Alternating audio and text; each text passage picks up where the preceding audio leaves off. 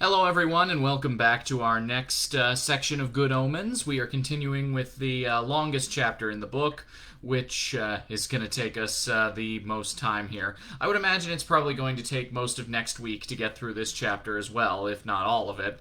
So, let's go ahead and hop back into it. Today we're going to be continuing to follow Aziraphale and Crowley, who've been absent from proceedings for a little while, since we've been following other characters.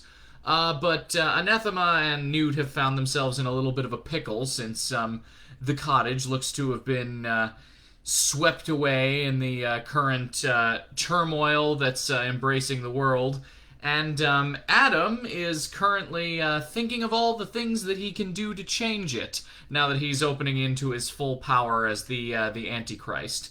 So there's a lot going on right now, and also, the Witchfinder, Shadwell, is making his way to try and figure out what's going on here as well. So, he's on his way to a very specific location. So, without further ado, let's hop straight into it, shall we? Here we go. Aziraphale was dithering. He'd been dithering for some 12 hours. His nerves, he would have said, were all over the place. He walked around the shop, picking up bits of paper and dropping them again, fiddling with pens. He ought to tell Crowley. No, he didn't. He wanted to tell Crowley. He ought to tell Heaven. He was an angel, after all. You had to do the right thing. It was built in. You see a while, you thwart. Crowley had put his finger on it right enough. He ought to have told Heaven right from the start. But he'd known him for thousands of years. They got along. They nearly understood one another. He sometimes suspected they had far more in common with one another than with their respective superiors. They both liked the world, for one thing, rather than viewing it simply as the board on which the cosmic game of chess was being played. Well, of course, that was it. That was the answer, staring him in the face.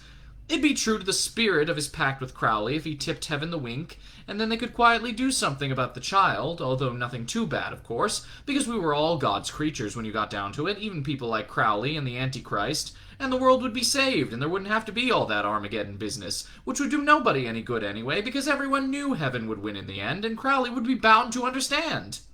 Yes, and then everything would be all right. There was a knock at the shop door, despite the closed sign. He ignored it. Getting in touch with Heaven for two-way communications was far more difficult for Aziraphale than it is for humans, who don't expect an answer and in nearly all cases would be rather surprised to get one. He pushed aside the paper-laden desk and rolled up the threadbare bookshop carpet. There was a small circle chalked on the floorboards underneath, surrounded by suitable passages from the Kabbalah. The angel lit 7 candles, which he placed ritually at certain points around the circle. Then he lit some incense, which was not necessary, but did make the place smell nice. And then he stood in the circle and said the words. Nothing happened. He said the words again. Eventually, a bright blue shaft of light shot down from the ceiling and filled the circle. A well-educated voice said, "Well?" "It's me, Aziraphale." "We know," said the voice. "I've got great news. I've located the Antichrist. I can give you his address and everything." There was a pause. The blue light flickered. "Well?" it said again. "But you see, you can stop it all from happening. In the nick of time. You've only got a few hours. You can stop it all, and there needn't be the war, and everyone will be saved." He beamed madly into the light. "Yes?" said the voice. "Yes, he's in a place called Lower Tadfield, and the address—" "Well done," said the voice in flat, dead tones. "There doesn't have to be any of that business with 1/3 of the seas turning to blood or anything," said Aziraphale happily. When it came, the voice sounded slightly annoyed. "Why not?" it said. Aziraphale felt an icy pit opening under his enthusiasm, and tried to pretend it wasn't happening. He plunged on. "Well, you can simply make sure that—" "We will win, Aziraphale." "Yes, but—" "The forces of darkness must be beaten. You seem to be under a misapprehension. The point is not to avoid the war, it is to win it. We've been waiting a long time, Aziraphale." Aziraphale felt the coldness envelop his mind. He opened his mouth to say, "Do you think perhaps it would be a good idea not to hold the war on Earth?" and changed his mind. I see, he said grimly. There was a scraping near the door, and if Aziraphale had been looking in that direction, he would have seen a battered felt hat trying to peer over the fanlight.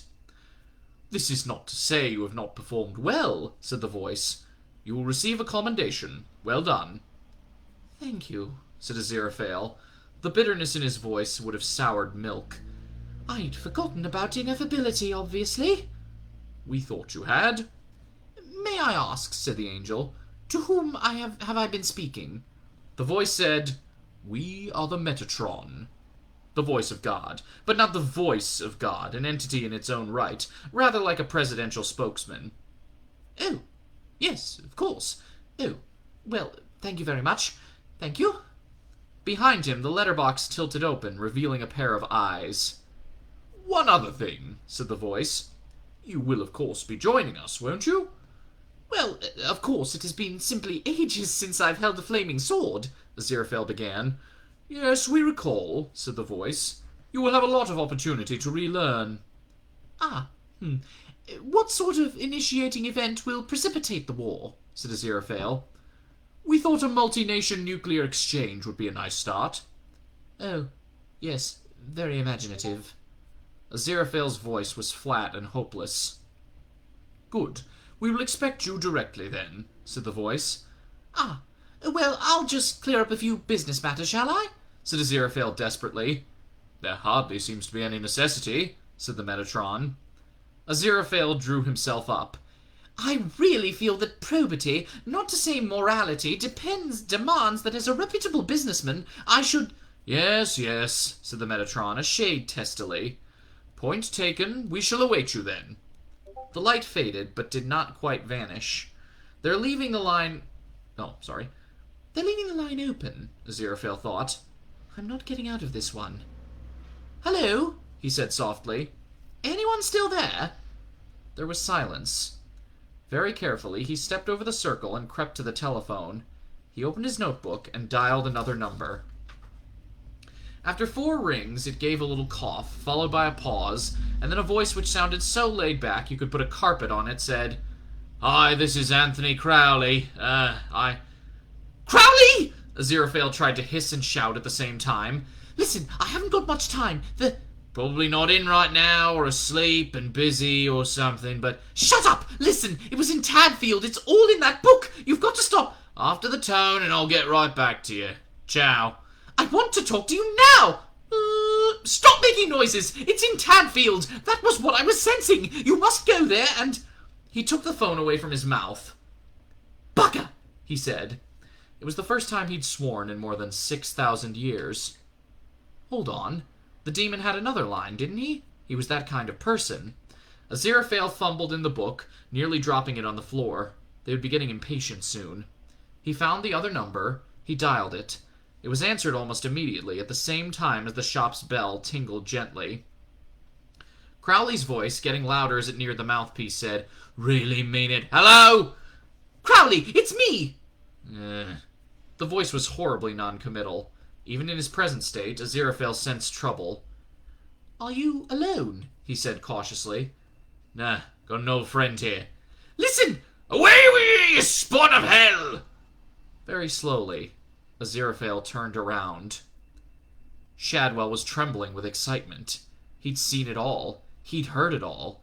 He hadn't understood any of it, but he knew what people did with circles and candlesticks and incense. He knew that all right. He'd seen The Devil Rides Out 15 times. 16 times if you included the time he'd been thrown out of the cinema for shouting his unflattering opinions of amateur witch-finder Christopher Lee. The buggers were using him. They'd been making fools out of the glorious traditions of the army. "I'll have ye, you evil bastard!" he shouted, advancing like a moth-eaten avenging angel. "I ken what you be about, coming up here and seducing women to do your evil will." "I think perhaps you've got the wrong shop," said Aziraphale. "I'll call back later," he told the receiver, and hung up. "I could see what you were about," snarled Shadwell. There were flecks of foam around his mouth. He was more angry than he could ever remember. Things are not what they seem," Aziraphale began, aware even as he said it that as a conversational gambit went, it lacked a certain polish. I bet they ain't, said Shadwell triumphantly. No, I mean... Without taking his eyes off the angel, Shadwell shuffled backwards and grabbed the shop door, slamming it hard so the bell jangled. Bell? He said. He grabbed the nice and accurate prophecies and thumped it down heavily on the table. Book! He snarled. He fumbled in his pocket and produced his trusty Ronson. Practically candle! He shouted and began to advance. In his path, the circle glowed with a faint blue light. Said Aziraphale. I think it might not be a very good idea to... Shadwell wasn't listening. By the powers invested in me by virtue of my office a witch-finder, he intoned. I charge ye to quit from this place. You see, the circle... And return henceforth to the place from which ye came, pausing not to... It really would be unwise for a human to set foot in it without... And deliver us from evil. Keep out of the circle, you stupid man! Never to come again to vex... Yes, but please keep out of... Aziraphale ran toward Shadwell, waving his hands urgently. Returning no more! Shadwell finished. He pointed a vengeful, black-nailed finger. Aziraphale looked down at his feet and swore for the second time in 5 minutes. He'd stepped into the circle. Oh, fuck, he said. There was a melodious twang, and the blue glow vanished. So did Aziraphale. 30 seconds went by. Shadwell didn't move. Then, with a trembling left hand, he reached up and carefully lowered his right hand. Hello? He said. Hello? No one answered. Shadwell shivered. Then, with his hand held out in front of him like a gun that he didn't dare fire and didn't know how to unload, he stepped out into the street, letting the door slam behind him. It shook the floor. One of Aziraphale's candles fell over, spilling burning wax across the old, dry wood. Crowley's London flat was the epitome of style. It was everything a flat should be. Spacious, white, elegantly furnished, and with that designer unlived-in look that only comes from not being lived in. This is because Crowley did not live there. It was simply the place he went back to at the end of the day when he was in London. The beds were always made, the fridge was always stocked with gourmet food that never went off. That was why Crowley had a fridge, after all. And for that matter, the fridge never needed to be defrosted or even plugged in. The lounge contained a huge television, a white leather sofa, a video and a laserdisc player, an ansophone, 2 telephones, the ansophone line and the private line, a number so far undiscovered by the legions of telephone salesmen who persisted in trying to sell Crowley double glazing, which he already had, or life insurance, which he didn't need. And a square matte black sound system, the kind so exquisitely engineered that it just has the on-off switch and the volume control. The only sound equipment Crowley had overlooked was speakers. He'd forgotten about them. Not that it made any difference, the sound reproduction was quite perfect anyway. There was an unconnected fax machine with the intelligence of a computer, and a computer with the intelligence of an ant. Nevertheless, Crowley upgraded it every few months, because a sleek computer was the sort of thing Crowley felt like the sort of human he tried to be would have. This one was like a Porsche with a screen. The manuals were still in their transparent wiring.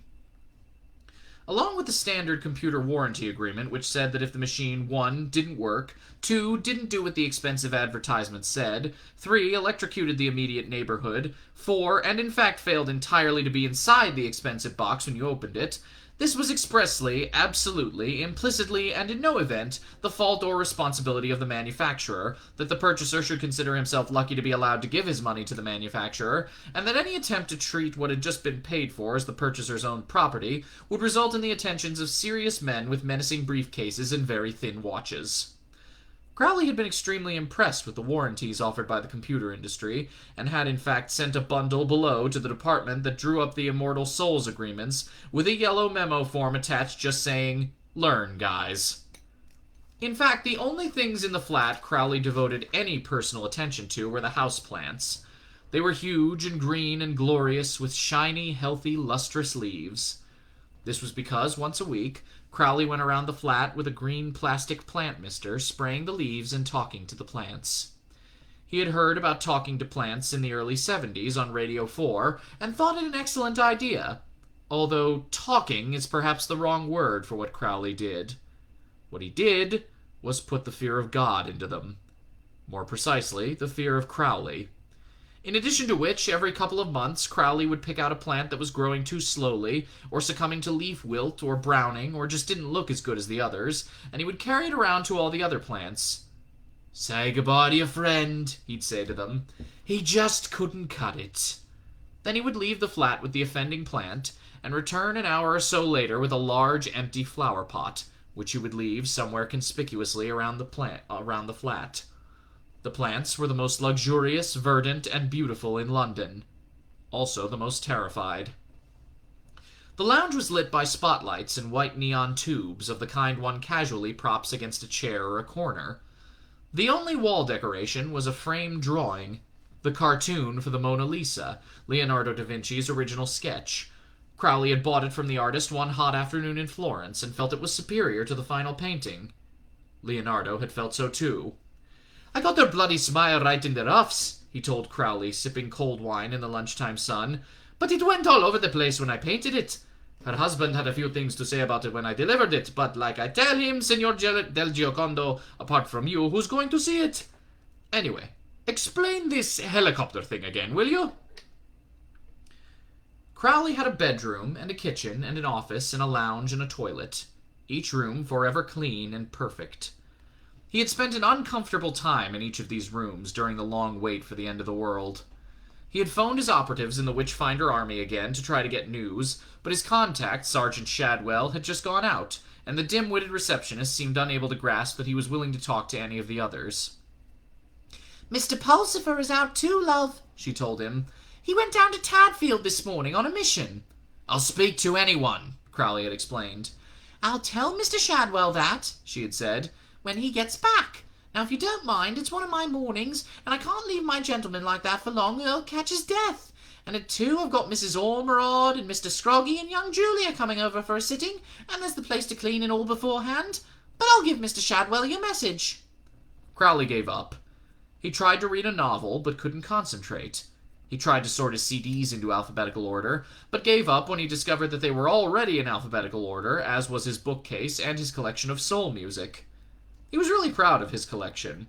It had taken him ages to put together. This was real soul music. James Brown wasn't in it. Eventually, he settled down on the white leather sofa and gestured to the television. "Reports are coming in," said a worried newscaster. Reports are...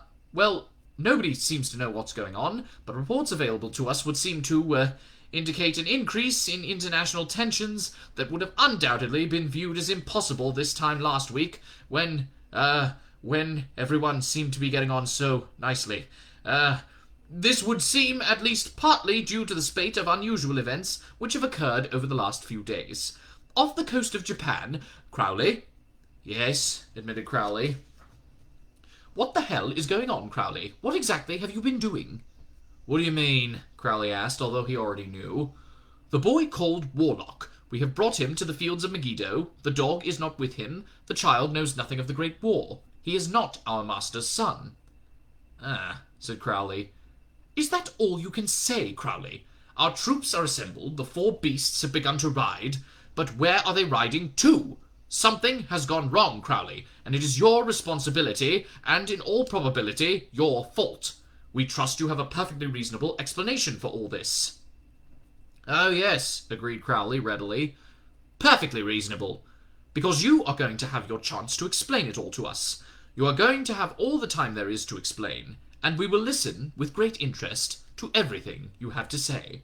And your conversation and the circumstances that will accompany it will provide a source of entertainment and pleasure for all the damned of hell, Crowley.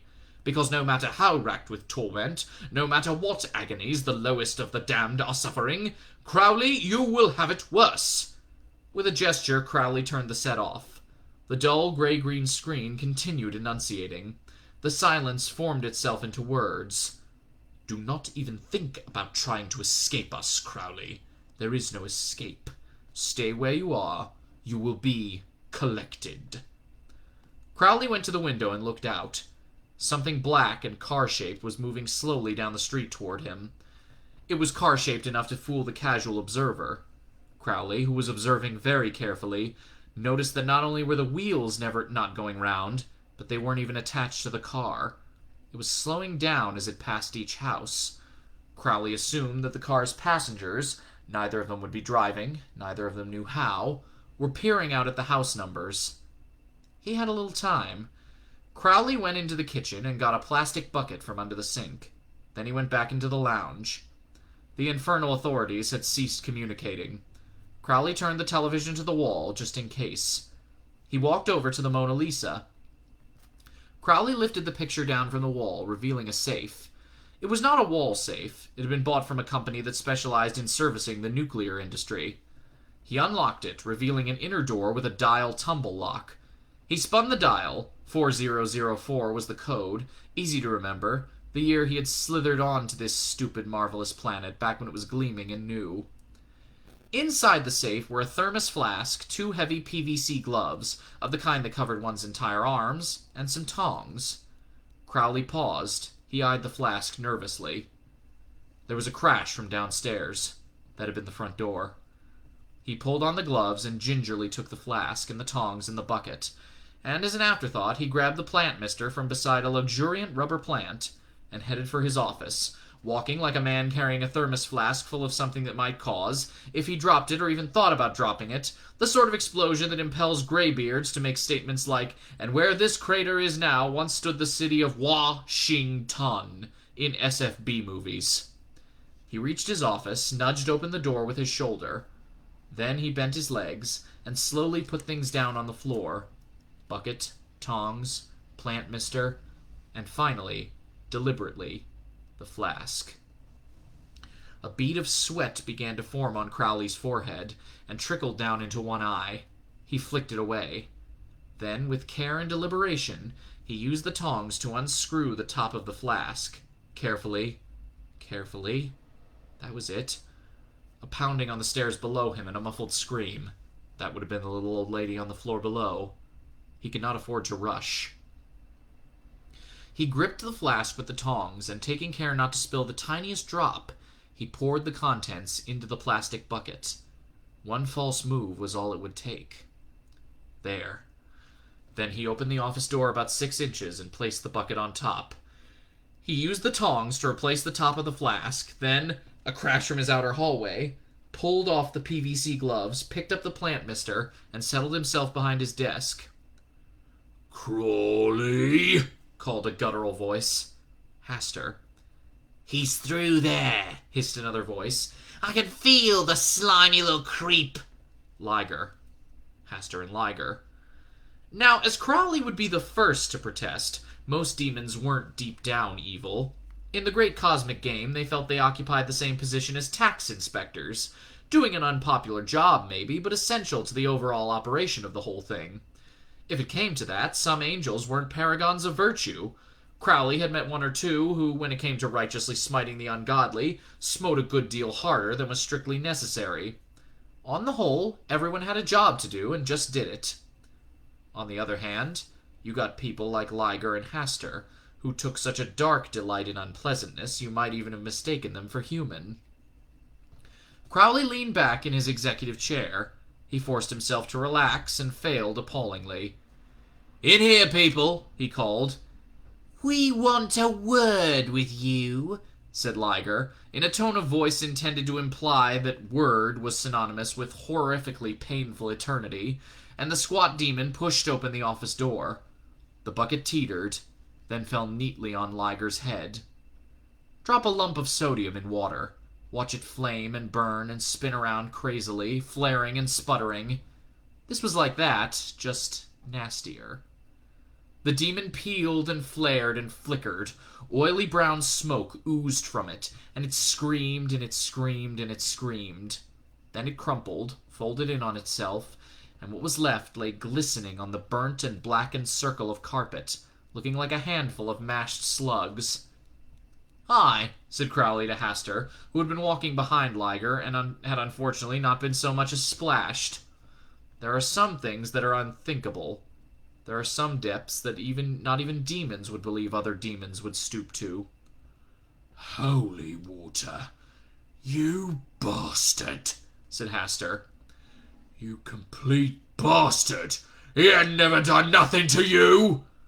Yet, corrected Crowley, who felt a little more comfortable now that odds were closer to even. Closer, but not yet even. Not even by a long shot. Hastur was a Duke of Hell. Crowley wasn't even a local councillor. Your fate will be whispered by mothers in dark places to frighten their young, said Hastur, and then felt that the language of hell wasn't up to the job. You're gonna get taken to the bloody cleaners, pal, he added. Crowley raised the green plastic plant mister and sloshed it around threateningly. Go away, he said. He heard the phone downstairs ringing 4 times, and then the answer phone caught it. He wondered vaguely who it was. You don't frighten me, said Hastur. He watched a drip of water leak from the nozzle and slide slowly down the side of the plastic container toward Crowley's hand. Do you know what this is? Asked Crowley.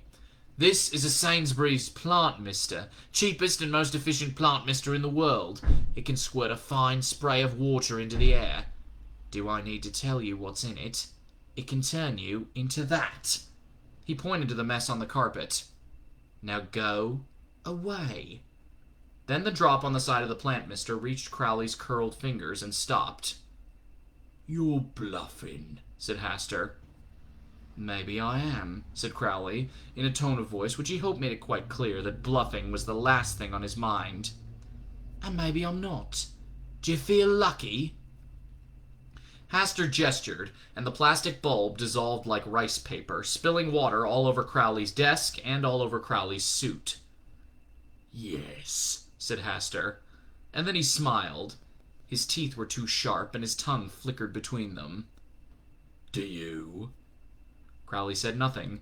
Plan A had worked, Plan B had failed. Everything depended on Plan C, and there was one drawback to this. He had only ever planned so far as B. So? Hissed Hastur. Time to go, Crowley. I think there's something you ought to know, said Crowley, stalling for time. And that is? Smiled Hastur. Then the phone on Crowley's desk rang. He picked it up and warned Hastur, Don't move, there's something very important that you should know, and I really mean it. Hello? Said Crowley. Then he said, Nah, got an old friend here. Aziraphale hung up on him. Crowley wondered what he had wanted. And suddenly, Plan C was there, in his head. He didn't replace the handset on the receiver. Instead he said, Okay, Hastur, you've passed the test. You're ready to start playing with the big boys. Have you gone mad? No, don't you understand? This was a test. The Lords of Hell had to know you were trustworthy before we gave you command of the legions of the damned in the war ahead. Crowley, you are lying, or you are insane, or possibly you are both, said Hastur, but his certainty was shaken. Just for a moment he had entertained the possibility. That was where Crowley had got him. It was just possible that Hell was testing him. That Crowley was more than he seemed. Hastur was paranoid, which was simply a sensible and well-adjusted reaction to living in Hell, where they really were all out to get you. Crowley began to dial a number. It's okay, Duke Hastur. I wouldn't expect you to believe it from me, he admitted. But why don't we talk to the Dark Council? I'm sure that they can convince you. The number he had dialed clicked and started to ring. So long, sucker, he said, and vanished.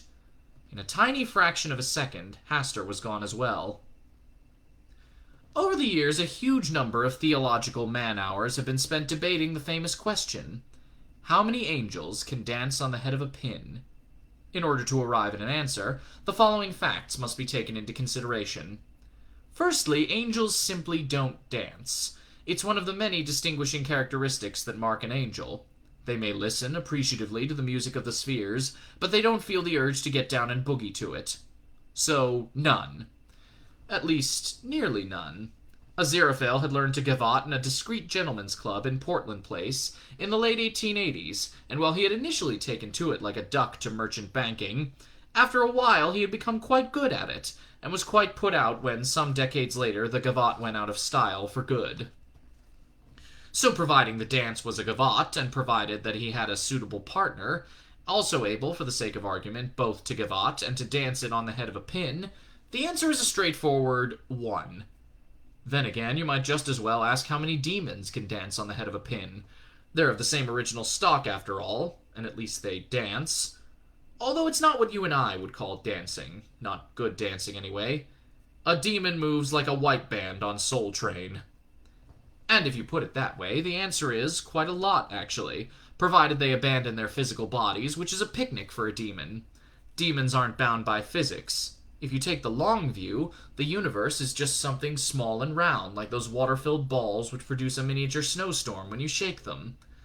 Although, unless the ineffable plan is a lot more ineffable than it's given credit for, it does not have a giant plastic snowman at the bottom.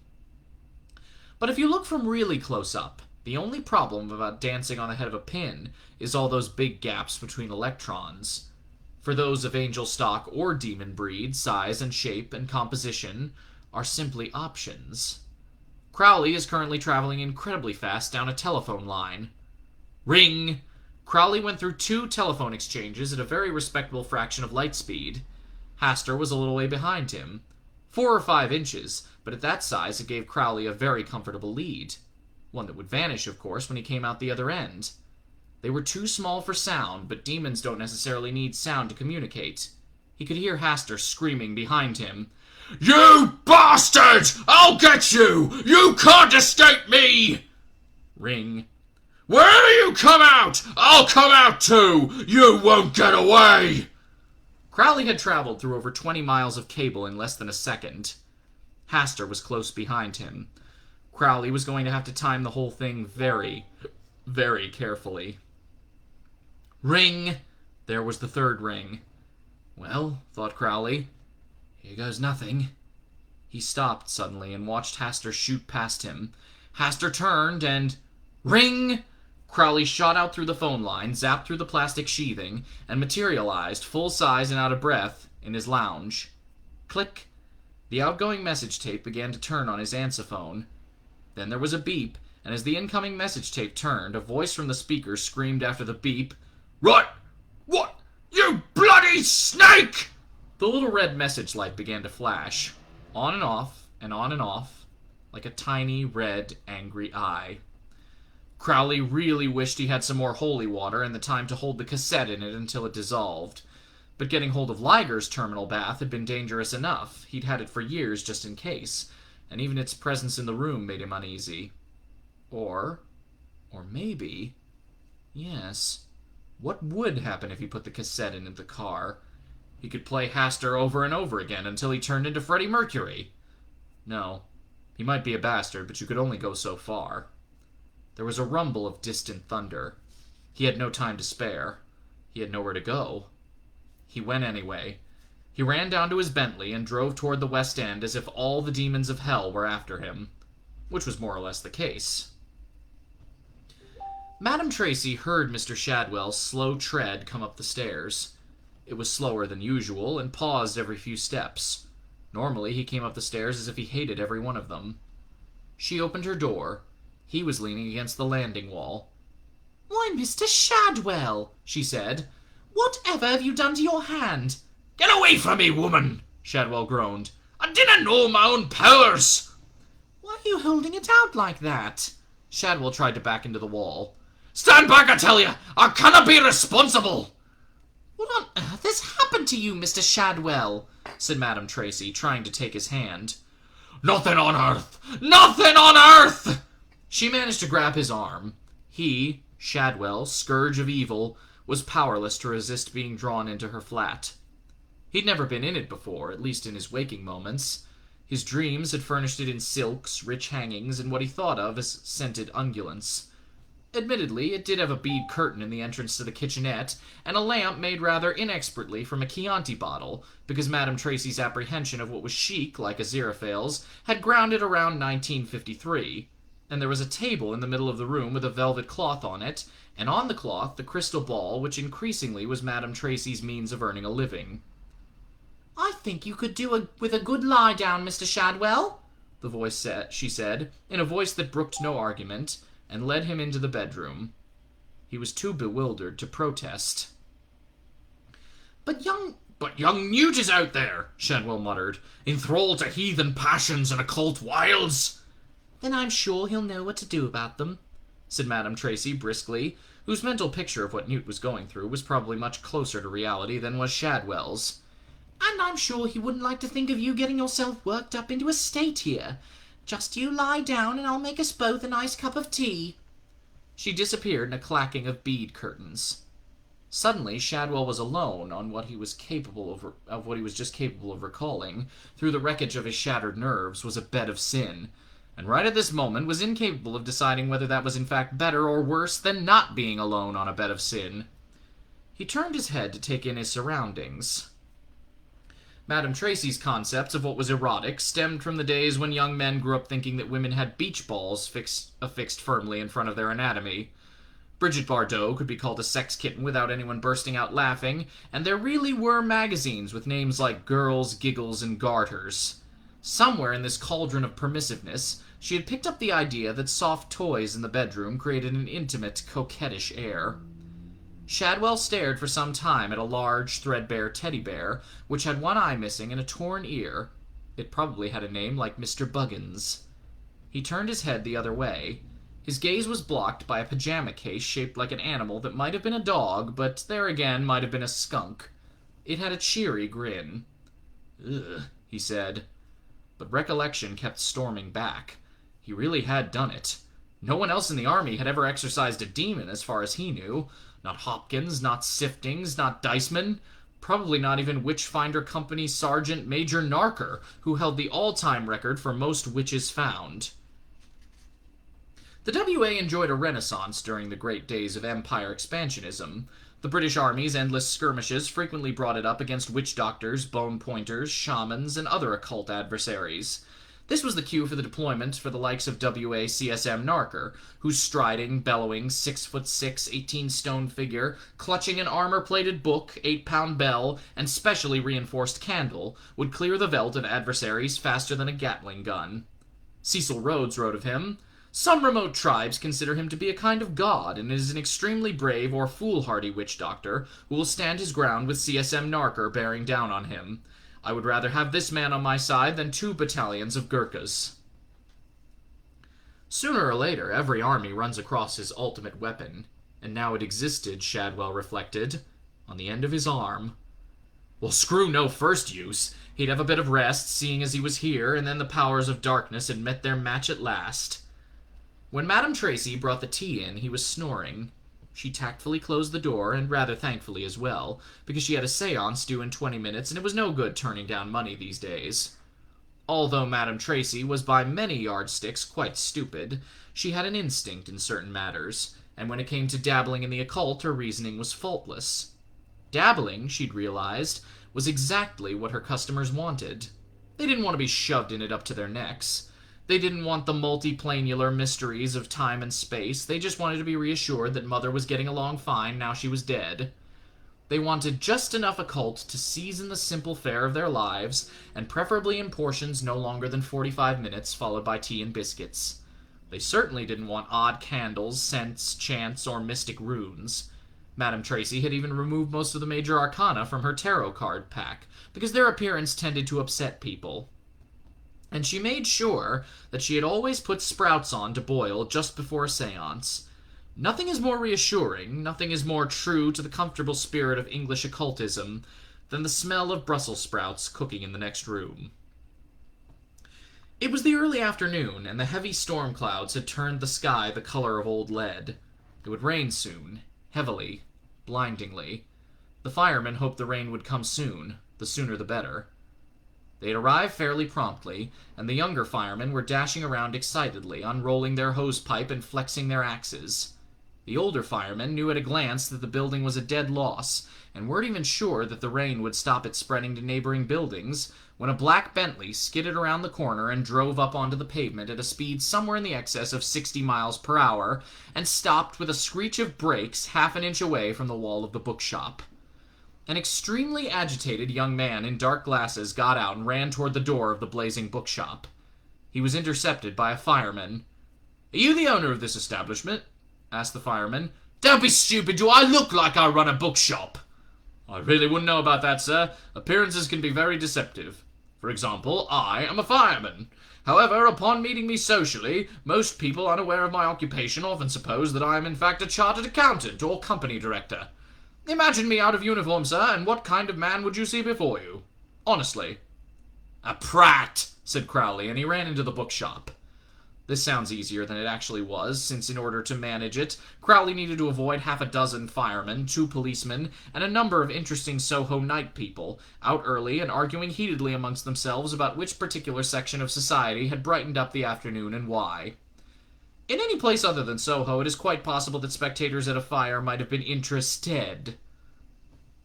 Crowley pushed straight through them. They scarcely spared him a glance. Then he pushed open the door and stepped into an inferno. The whole bookshop was ablaze. "Aziraphale!" he called. "Aziraphale, you stupid! Aziraphale, are you here?" No answer. Just the crackle of burning paper, the splintering of glass as the fire reached the upstairs room, the crash of collapsing timbers. He scanned the shop urgently, desperately, looking for the angel, looking for help. In the far corner, a bookshelf toppled over, cascading flaming books across the floor. The fire was all around him, and Crowley ignored it. His left trouser leg began to smolder. He stopped it with a glance. "Hello! Aziraphale! For somebody's sake, Aziraphale!" The shop window was smashed from outside.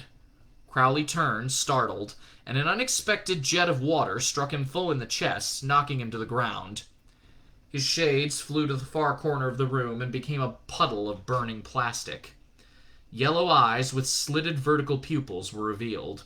Wet and steaming, face ash-blackened, as far from cool as it was possible for him to be, on all fours in the blazing bookshop, Crowley cursed Aziraphale and the ineffable plan, and above and below. Then he looked down and saw it. The book. The book that the girl had left in the car in Tadfield on Wednesday night. It was slightly scorched around the cover, but miraculously unharmed. He picked it up, stuffed it into his jacket pocket, stood up unsteadily, and brushed himself off. The floor above him collapsed. With a roar and gargantuan shrug, the building fell in on itself, in a rain of brick and timber and flaming debris. Outside, the passers-by were being herded back by the police, and a fireman was explaining to anyone who would listen. "I couldn't stop him. He must have been mad or drunk. Just ran in. I couldn't stop him. Mad. Ran straight in. Horrible way to die. Horrible, horrible. Just ran straight in." Then Crowley came out of the flames. The police and the firemen looked at him, and saw the expression on his face, and stayed exactly where they were. He climbed into the Bentley and reversed back into the road, swung around a fire truck, onto Wardour Street, and out into the darkened afternoon. They stared at the car as it sped away. Finally, one policeman spoke. "Weather like this, he ought to have put his lights on," he said numbly.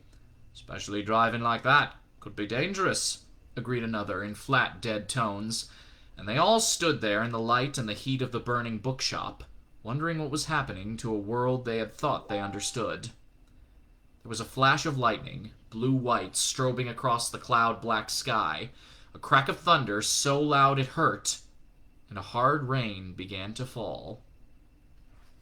And there we go. That's where we're going to leave off for today and for this week. So I will be back next week for our next little bit here. I hope everyone has a good weekend. I will be back on Tuesday, since Monday is Labor Day. And I will see everybody then. Until then, stay safe, stay healthy, and come back next time. Bye, everyone. See you then.